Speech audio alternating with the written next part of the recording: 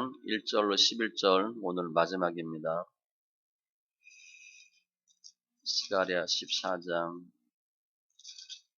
1절로 11절 구약 1325쪽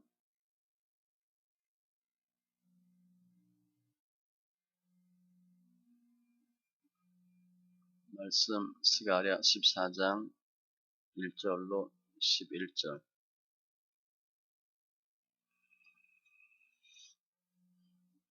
같이 천천히 말씀 있습니다. 여호와의 날이 이르리라. 그날에 네 재물이 약탈되어 네 가운데 나누이리라. 내가 이방 나라들을 모아 예루살렘과 싸우게 하리니 성읍이 함락되며 가옥이 약탈되며 부녀가 욕을 당하며 성읍 백성이 절반이나 사로잡혀 가려니와 남은 백성은 성읍에서 끊어지지 아니하리라. 그때 여호와께서 나가사 그 이방 나라들을 치시되 이왕의 전쟁 날에 싸운 것 같이 하시리라. 그날에 그의 발이 예루살렘 앞 곧 동쪽 감람산에 서실 것이요 감람산은 그 한가운데가 동서로 갈라져 매우 큰 골짜기가 되어서 산 절반은 북으로 절반은 남으로 옮기고 그 산 골짜기는 아셀까지 이를지라. 너희가 그 산 골짜기로 도망하되 유다 왕 우시야 때에 지진을 피하여 도망하던 것 같이 하리라. 나의 하나님 여호와께서 임하실 것이요 모든 거룩한 자들이 주와 함께 하리라. 그날에는 빛이 없겠고 광명한 것들이 떠날 것이라. 여호와께서 아시는 한 날이 있으리니 낮도 아니요 밤도 아니라 어두워 갈 때에 빛이 있으리로다. 그날에 생수가 예루살렘에서 솟아나서 절반은 동해로 절반은 서해로 흐를 것이라. 여름에도 겨울에도 그러하리라. 여호와께서 천하의 왕이 되시리니 그날에는 여호와께서 홀로 한 분이실 것이요 그 이름이 홀로 하나이실 것이라. 온 땅이 아라바 같이 되되 게바에서 예루살렘 남쪽 림몬까지 이를 것이며 예루살렘이 높이 들려 그 본처에 있으리니 베냐민 문에서부터 천문 자리와 성 모퉁이 문까지 또 하나 낼 망대에서부터 왕의 포도주 짜는 곳까지라. 사람이 그 가운데 살며 다시는 저주가 있지 아니하리니 예루살렘이 평안히 서리로다. 아멘. 기도합니다. 할렐루야. 주님 감사합니다. 이 예배 축복하시니 감사합니다. 우리 영혼들 만져주시고 주장하시고 품어주시고 승리케 하시니 감사합니다. 이 나라의 민족 축복하시고 더 말씀 안에 서는 귀한 나라 되게 하여 주시고 예배하는 심령들 주의 기쁨 영광 되게 하여 주시옵소서. 감사하며 모든 말씀 예수님의 이름으로 기도합니다. 아멘. 오늘 스가랴 마지막입니다. 앞에 1장에서 8장까지는 환상을 통해서 성전 반드시 다시 재건되리라. 너희가 하리라. 내가 도와주리라. 그 내용 나왔고 9장부터 오늘까지는요. 예수님의 재림과 초림에 대한 예언이 쭉 되어 있습니다. 그리고 오늘은 그 예언의 종결, 예수님의 재림이에요. 예수님이 재림 때 있을 사건들을 기록했는데 한마디로 심판과 구원이에요. 하나님에게 대적하는 나라들은 영원한 멸망, 그리고 남은 자들은 구원을 설명하는 거죠. 그래서 앞에 부분 전반과 후반이 분명하게 구별되어 있어요. 마지막 때는 하나님을 대적하는 많은 그 대적들이 이스라엘을 공격하고 큰 환란이 있을 것이고 그런데 하나님께서 그 대적들을 다 멸망시킬 것이고 특별히 그날에는 마지막 날에는 남은 자들이 있는데 남은 자들은 온전히 예수 안에서 구원받을 것이다. 이렇게 기록합니다. 여호와의 날, 그날 이렇게 설명되어 있는데 여호와의 날에 있을 회복을 기대하시고 승리하는 심령들 다 되시기 바랍니다. 먼저 마지막 날에 임할 고난 1절에 보니까 여호와의 날이 이르리라. 그날에 내 재물이 약탈되어 내 가운데서 나누이리라. 여호와의 날 종말, 또 환란의 날, 예루살렘이 철저하게 침략당하고 유린될 것이고 침략자들에 의해서 재물이 약탈되고 나누일 것이고 전리품 나눠 갖듯이 2절 보세요. 내가 이방 나라들을 모아 예루살렘과 싸우게 하리니 하나님이 이스라엘 백성 치게 하신다는 거예요. 잘못하고 있으니까 징계하시고 연단시키기 위해서 이방 나라들을 도구로 사용하셔서 예루살렘을 치게 할 텐데 그 결과 성읍이 함락되고 가옥이 약탈되고 부녀가 욕을 당하고 성읍 백성이 절반이나 사로잡혀 갈 것이고 전쟁에서 진 나라들이 당하는 피해 쭉 설명해요. 앞에 13장에 보면 이 온 땅에서 3분의 2는 멸망하고 3분의 1은 거기에 남으리니 죽는 사람이 더 많다는 거예요. 이사야 13장에도 보면 하나님이 징계하시면 만나는 자마다 창에 찔리겠고 잡히는 자마다 칼에 엎드러지겠고 어린아이들은 그들의 목전에서 메어침을 당하고 그들의 집은 노략을 당하고 아내는 욕을 당하리라. 완전히 비참한 전쟁에서 짐을 겪는 일들. 이런 일이 왜 생기나? 지금 이 세상은 일시적으로 공중권세 잡고 있는 사람들이 움직여요. 그러니까 예수 믿는 사람들은 반드시 사탄의 공격을 받습니다. 그게 마지막 때예요. 에베소서 말씀과 같이. 곧 지금 불순종의 아들들 가운데 역사하는 영이라. 지금 이 세상이 그렇게 되고 있잖아요. 점점 안티 기독교가 되겠죠. 예수 믿는 사람 숫자가 적어질 것이고 사랑이 식어질 것이고 말도 안 되는 일들이 벌어질 것이에요. 뭐 내막은 잘 모르는데 총신대 이사장이 불교 대학도 총장으로 갔어요. 어젠가 신문에 났더라고요. 뭐 이런 일이 생기는 거야. 이유는 있겠지. 뭐 겉만 봐서 모르지만 아무튼 뭐 어떻게 된 거야 라는 일들이 생길 수 있어요. 아무튼 마지막 날에는 예루살렘이 엉망이 될 텐데 침략당할 텐데 이 예언은 실제 AD 20년 로마 디도 장군에 의해서 예루살렘이 철저히 약탈당합니다. 이미 역사적으로 증명된 사실인데 지금 우리 교회를 보면 계속 사탄에 의해서 핍박당할 것 그걸 설명하는 거예요. 데살로니가 후서 2장 3절로 4절에도 누가 어떻게 하여도 너희가 미혹되지 말라. 먼저 배교하는 일이 있고 저 불법의 사람 곧 멸망의 아들이 나타나기 전에는 그 날이 이르지 아니하리니 그는 대적하는 자라 신이라고 불리는 모든 것과 숭배함을 받는 것에 대항하여 그 위에 자기를 높이고 하나님의 성전에 앉아 자기를 하나님이라고 내세우느니라. 적그리스도. 쉽게 생각하면 이단들이 나타나. 다 망해. 그런데 2절에 보면요. 끝에 남은 백성은 성읍에서 끊어지지 아니하리라. 엄청난 재앙, 재난, 핍박, 환란인데도 그럼에도 불구하고 하나님의 백성 중에서 택함 받은 사람은 남아 있는다는 거예요. 남아 있는 사람이 있다는 거예요.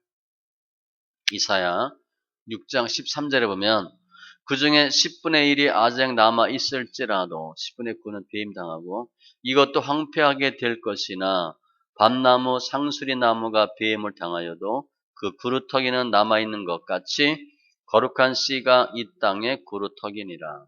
구루터기 신앙. 남은 자. 로마서 9장 27절에 보면 이스라엘 자손의 수가 비록 바다의 모래 같을지라도 남은 자만 구원을 받으리니. 모래, 바다 모래가 얼마나 많아요.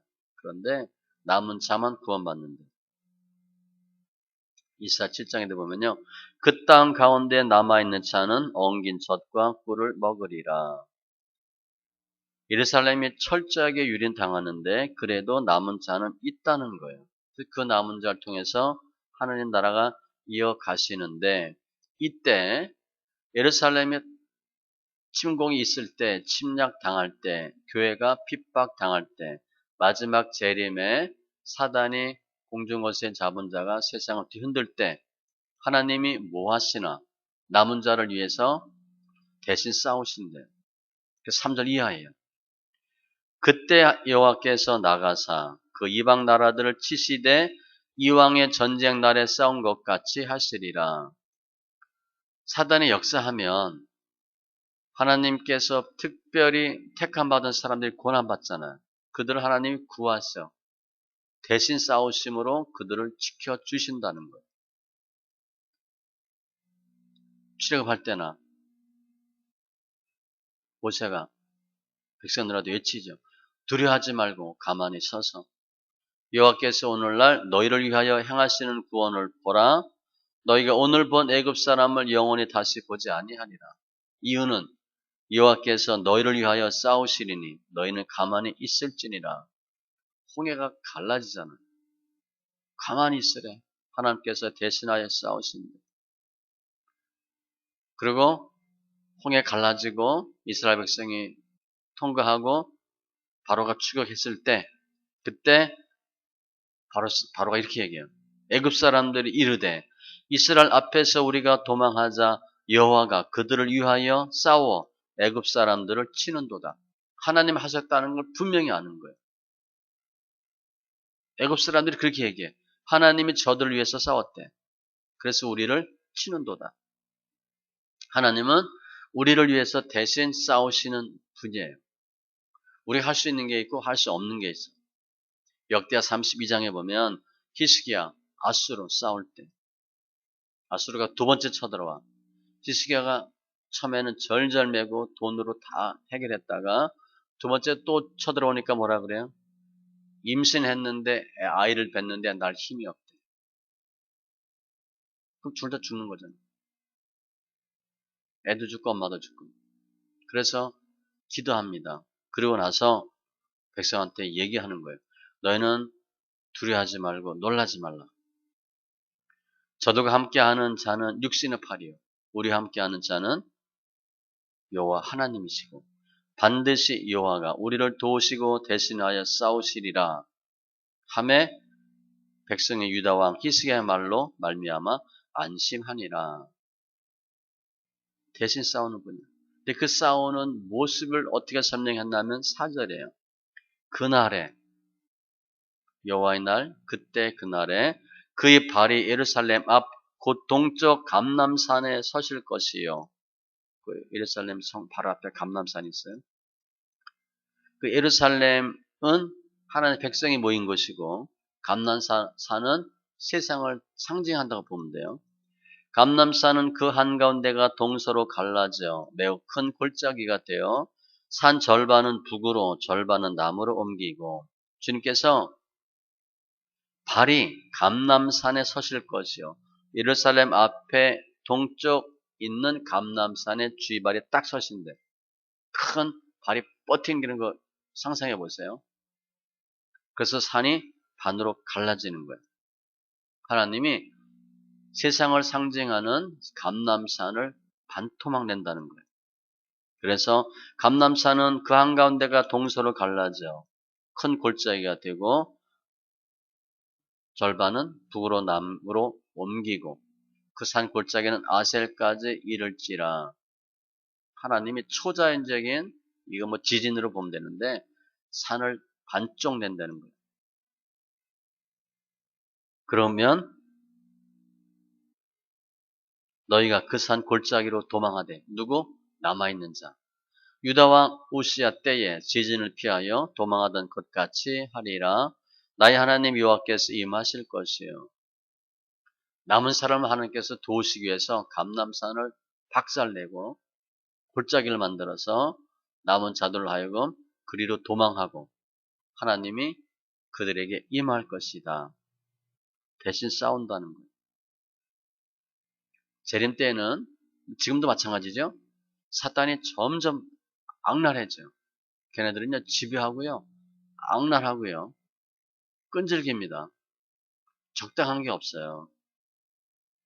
그러니까 심판으로 보면 돼.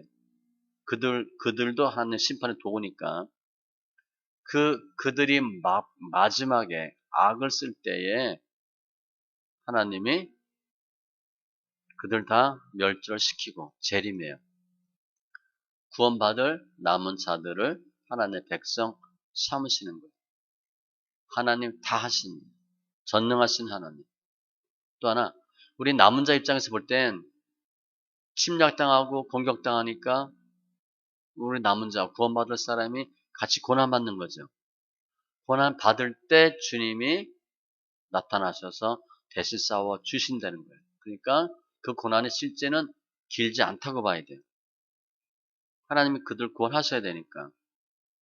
따라서 그 고난은 남은 자가 구원받는 결과인데, 결국이 그렇게 되는데, 그 기간은 무슨 기간인가? 사실 힘들잖아요. 얼마 동안 힘들지. 그러니까 성결의 시간으로 보면 돼요. 회개하는 시간, 하나님 만날 준비를 하는 기간, 그렇게 보시면 돼요. 하나님은 그들을 위해서 잠깐의 시간을 주는 거예요. 마태복음 24장 22절에 그 날들을 감하지 아니하면 심판의 그 정도, 모든 육체가 구원을 얻지 못할 것이나 그러나 택하신 자들을 위하여 그 날들을 감하시리라. 약간은 감해 주셔서 견딜 수 있도록. 우리가 연단 많이 받고 힘들어도 에레미야 애가 3장에 보면 주님 뭐라고 말씀하시냐면 그가 비록 근심하게 하시나, 근심 많죠. 그의 풍부한 인자하심에 따라 긍휼히 여기실 것입니다. 주님 불쌍히 여기시는데 주께서 인생으로 고생하게 하시며 근심하게 하심은 본심이 아니시로다. 주님은 잘 되라고. 우리 아들 부모가 혼내는 것처럼 그 잘못되라고 혼내는 게 아니잖아요. 잘 되라고 혼내기도 하고 꾸지람도 하고 체벌도 할 수 있고 결국 남은 자들은 이긴다는 거예요. 이긴다는 거예요. 이사야 42장 13절에 여호와께서 용사같이 나가시며 전사같이 분발하여 외쳐 크게 부르시며 주님이 그 대적을 크게 치시리로다. 주님께서 물리쳐 주십니다. 우리는 하나님의 기쁨이 되고 구원받는 남은 자만 되면 주님은 저희들 절대 버리지 않고 우리들 대신해서 싸우신다는 거예요. 주님이 요한복음 13장 33절에도 우리 내가 이겼노라 그 주제어잖아요. 세상에서는 너희가 환난을 당하나 담대하라 내가 세상을 이겼노라. 반드시 문제는 있어요. 마지막 때가 되면 될수록 사탄은 더 악랄해지기 때문에 더 고난을 당할 수밖에 없어. 그런데 이긴대. 자녀들아 너희는 하나님께 속하였고 또 그들을 이겼나니 이는 너희 안에 계시니가 세상에 있는 자보다 크심이라. 너무 감사하죠. 우리 보고 싸워서 내가 알아서 해. 그러면 싸워서 이길 힘이 없어요. 싸워도 이길지 질지 몰라. 그런데 우리 안에 계시니가 세상에 있는 자 사탄보다 크시되 당연히 이기는 거예요. 우리가 스스로 무엇을 할 수 있는 게 없어요. 하나님이 공급하는 힘으로 또 대신 싸워 주심으로 도심으로 우리는 반드시 이기는데 이렇게 사단이 역사하고 잠시 고난이 있지만 남은 자를 하나님 대신 싸우셔서 이기게 하시는데 그 결과 이스라엘은 회복되는 거죠. 재림의 모습이 나와요. 주님이 마지막 때에는 하나님 영광 받으시는데 크게 없어질 것과 생기는 것들이 있어. 없어질 것은 6절에 빛이 없어진다. 그날에는 빛이 없겠고 광명한 것들이 떠날 것이라. 재림 때에는 빛과 광명한 것들, 해, 달, 별들이 없어질 것이고 자연적인 빛이 없어진다는 거예요. 요엘서나 마태복음 24장에도 똑같은 표현이 있어요. 그날 환난 후에 즉시 해가 어두워지며 달이 빛을 내지 아니하며 별들이 하늘에서 떨어지며 하늘의 권능들이 흔들리리라. 뭐 천지 개벽하는 일이 생기는 거예요. 우리 지금 상상이 안 되죠. 어떻게 해와 달과 별이 빛을 잃어? 우리 뭐 개기 일식, 월식 그거 생각하면 되죠? 7절에 보세요. 낮도 아니요 밤도 아니라 낮과 밤의 구별도 없어져. 명확하게 자연 질서가 없어진대. 제레미 때에는. 또 두 번째 뭐가 없어지나? 11절에 저주가 없어진대요. 사람이 그 가운데 살며 다시는 저주가 있지 아니하리니 지금 주님이 왕노릇 하시거든. 주님이 재림주로 오셔. 심판주로 오셔. 만왕의 왕으로 오셔. 그러니까 다시 저주가 없대요. 천국과 같은 모습이에요. 계시록 말씀과 같이 다시는 사망이 없고 애통하는 것이나 곡하는 것이나 아픈 것이 다시 있지 아니하리니 처음 것들이 다 지나갔음이로라. 너무 좋겠죠. 우리 너무 힘들잖아. 아프고 힘들고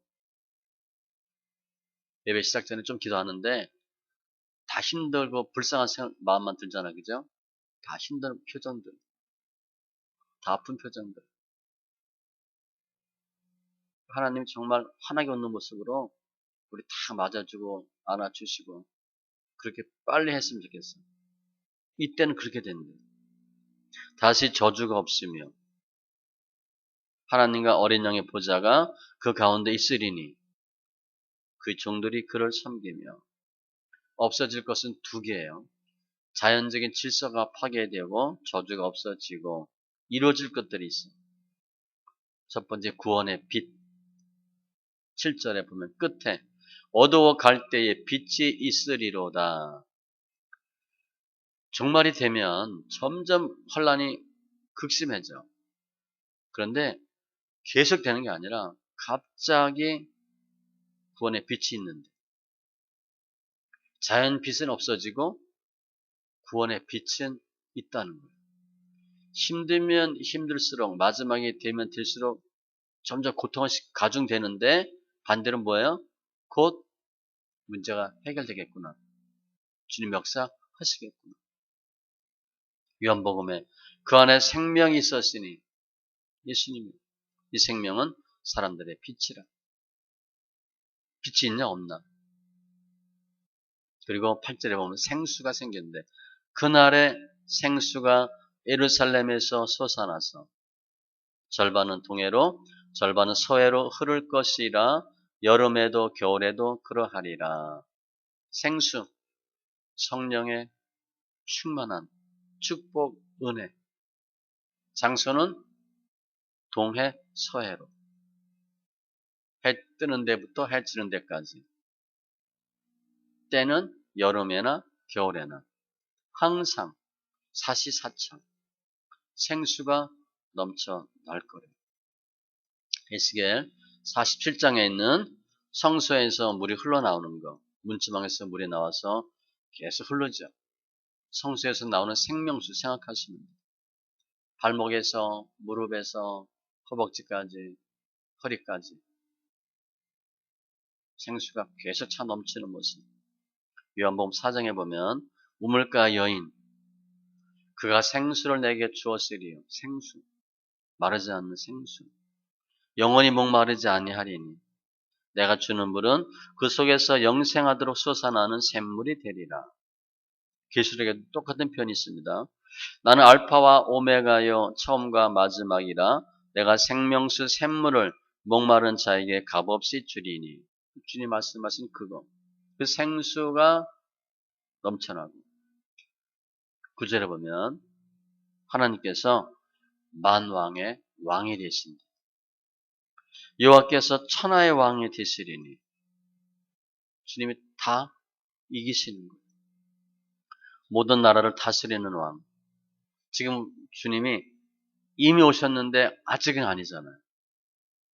그러니까 우리가 영적 싸움 하는데 지금 이 세상은 공중 권세 잡은 자가 역사하니까 우리가 힘들어요.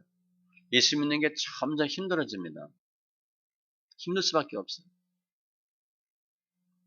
계시록 말씀같이 우리 주와 그의 그리스도의 나라가 되어 그가 세세토록 왕노릇 하시리로다. 주님이.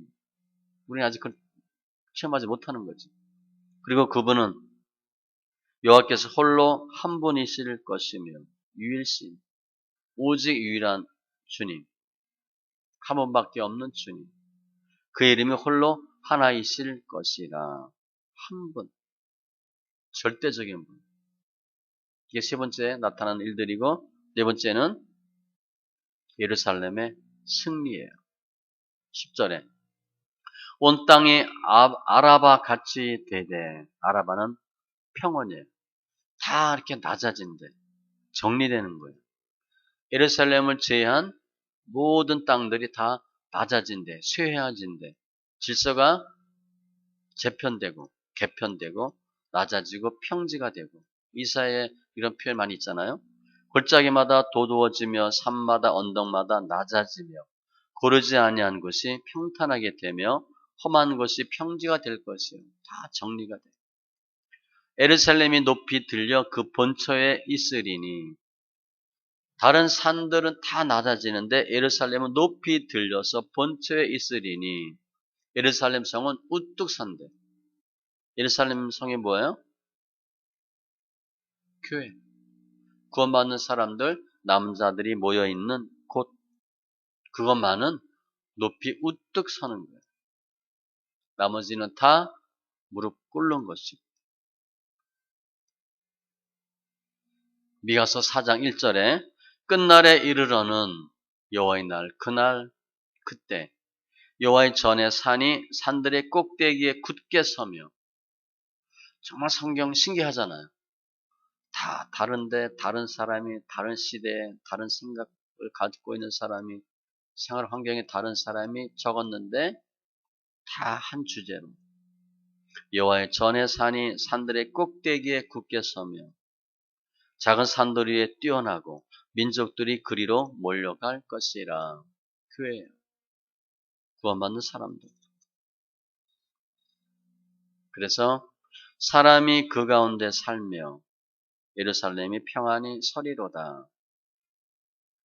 반드시 교회는 승리한다는 거예요. 예루살렘에 있는 거민이 다 다시 포로되어 가거나 죽거나 끌려가거나 그런 일이 없고, 예루살렘에 평안히 서리라. 난공불락처럼 되는 거예요. 거기만 승리가 있는 거예요. 예레미야 31장에도 보면 모든 고지 곧 동쪽 미문의 모퉁이에 이르기까지 여호와의 거룩한 곳이니라. 영원히 다시는 뽑거나 전복하지 못할 것이니라. 완벽한 성이 되는 거예요. 근데 그날, 그때는 언제예요? 아무도 몰라. 그때, 그 시는, 그날은 아무도 모르는데, 천사도 모르고 아들도 모르고. 때와 시기는 아버지께서 자기 권한에 두셨으니 너희가 알 바 아니에요. 잘 몰라요, 언제가 마지막인지. 지금 천국은 그냥 좋은 거, 편안한 거, 고통이 없는 거, 그렇게 생각하면 안 돼요. 천국은 회복이에요, 회복. 그리고 천국이 이루어지기 전에 반드시 악인의 심판이 먼저 생겨요. 악인은 심판하고 구원합니다.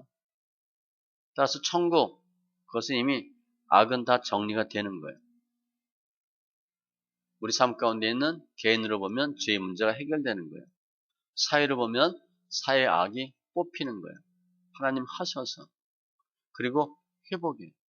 처음 모습을 회복하는 거예요. 새 창조, 원창조, 창조주의 모습을 회복하는 거예요. 예수님의 보혈로 승리하는 거예요. 그래서 우리가 마지막 때는 반드시 고난이 있는데, 그 고난도 주님께서 빛으로 오시고 생수로 오시고 왕으로 오시고 역사함으로 끝나요. 우리도 그 고난을 계속 받아요. 그런데 반드시 이긴다는 거죠. 하나님 언제까지예요? 반드시 이긴다는 거예요. 내가 혼란을 당하나 내가 세상을 이겼노라. 로마서 13장에도 밤이 깊고 낮이 가까웠으니 새벽이 되는 거예요. 그러므로 우리가 어둠의 일을 벗고 빛의 갑옷을 입자. 오늘 말씀은 종말론적인 말씀이에요. 마지막 때를 설명하는 거예요. 아니 우리 믿음 안에서 연단받고 고난당하는 우리 믿음의 거룩한 성도들에게 적용할 수 있는 말이에요. 지금 너무 힘든데 하나님께서 다 정리해 주신대. 대신 싸우시고. 오늘 말씀 뒤에 12절 이하에 보면 하나님께서 대적멸하고 남은 자가 받을 은혜와 축복을 쭉 기록하고 있어요. 최고로 만들어 주시고 다 정리해 주신대. 반드시 그 날이 있어요. 우리 삶 가운데 내가 지금 갖고 있는 이 문제 해결이 안 되는데 그 문제가 해결될 날도 있고 나를 괴롭히는 그 대적이 예수 안에서 멸망당하는 날도 있어요. 분명히 있어요. 계시록 22장에 보면 내가 진실로 속히 오리라 하시거늘 아멘 주 예수의 오시옵소서. 반드시 주님이 다시 오셔서 문제를 해결해 주셔요.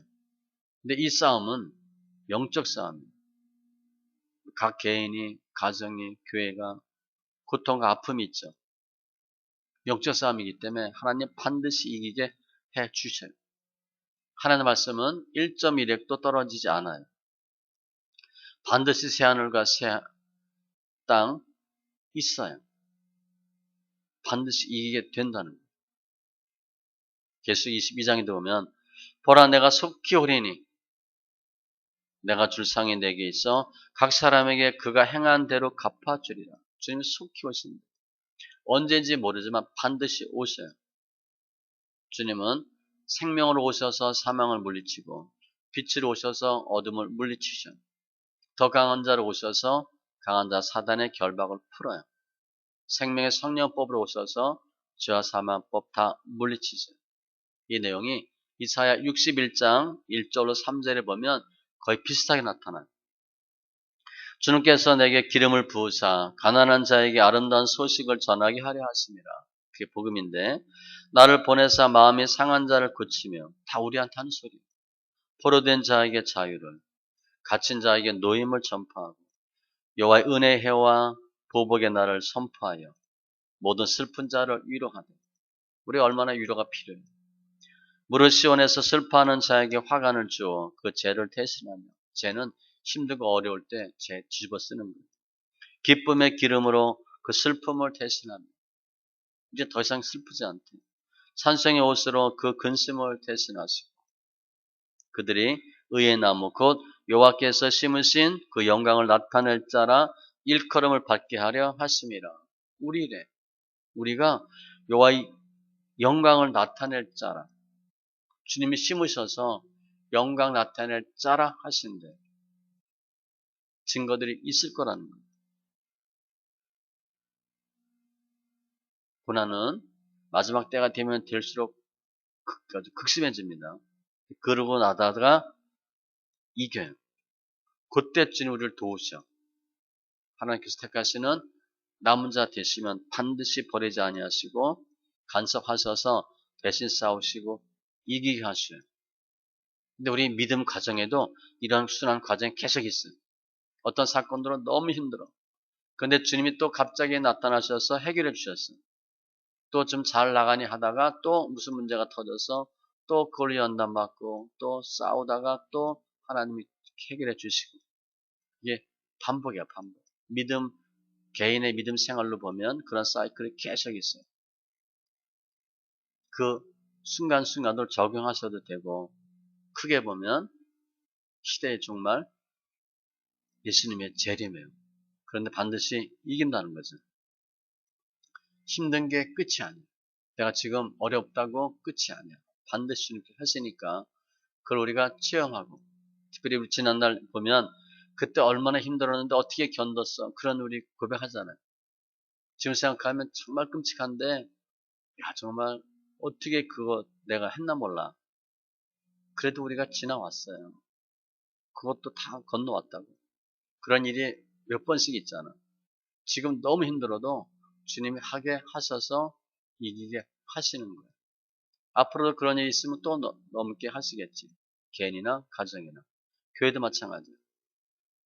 반드시 승리하셔서 주님 감사합니다 고백하는 그 날의 영광을 다 증언하고 선포할 수 있고 증거하는 심령들 다 되시기 바랍니다. 기도합니다.